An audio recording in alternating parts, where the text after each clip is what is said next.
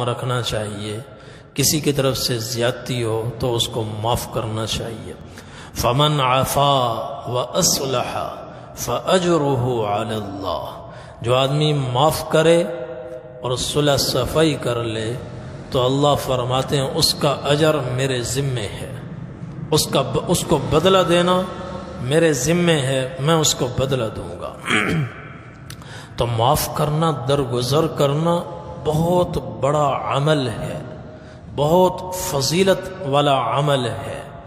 درگزر کریں، معاف کریں، درگزر کریں۔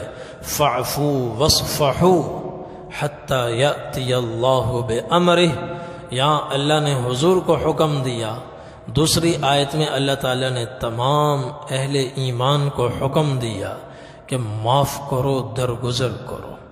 ایک صحابی آئے، یا رسول اللہ حکم ہے معاف کرو، درگزر کرو، کم نعفو عن الخادم، ہمارے نوکر کام کرتے ہیں، وہ آئے دن زیادتیاں کرتے ہیں، 1000 دفعہ سمجھاؤ پھر الٹا کام کرتے ہیں، گڑبڑ کرتے ہیں، تو کتنا معاف کرے؟ کم نعفو عن الخادم، کتنا معاف کریں؟ برداشت کی بھی حد ہوتی ہے۔ ہم لوگ بھی اس طرح کی باتیں کرتے ہیں کہ ہم کتنا معاف کریں، حد ہوتی ہے کسی چیز کی۔ تو انہوں نے بھی ایسا ہی کہا، چونکہ ماتحت لوگوں میں چونکہ جہالت زیادہ ہوتی ہے، ان کی طرف سے بکثرت ایسی باتیں پیش آتی ہیں جس پر انسان کو غصہ آتا ہے، اور پھر اس غصے کو دبانا پڑتا ہے، درگزر کرنا پڑتا ہے، 1 مرتبہ، 2 مرتبہ، 3 مرتبہ۔ تو وہ عرض کرنے لگے کم نعفو عن الخادم، ترمذی کی روایت ہے، یا رسول اللہ کتنا برداشت کریں، کتنا معاف کریں؟ آپ صلی اللہ علیہ وسلم خاموش رہے۔